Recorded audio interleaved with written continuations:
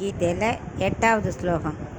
பவான் பீமஸ்ச கர்ணஸ்ச கிருபஸ்ச சமிதிஞ்சயः அஸ்வத்தாமா விகர்ணஸ்ச சௌமதத்திஸ்ததைவ ச.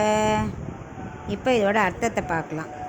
துரியோதனை இப்போ சொல்ல ஆரம்பித்தான்ல, என்னோடய சேனையில் யாரெல்லாம் இருக்கா பாருங்கன்னு துரோணர்கிட்ட அவன் சொல்கிறான். ஃபஸ்ட்டு கிருப்பரை சொல்கிறான். ஏன்னா அதுதான் ரொம்ப மரியாதை. அதுதான் போரில் தோல்விங்கிறதே பார்க்காதவரான், எப்பவும் வெற்றி மட்டுமே பார்க்குறவர். ஸோ ஃபஸ்ட்டு கிருப்பரை பற்றி கூறுறான்.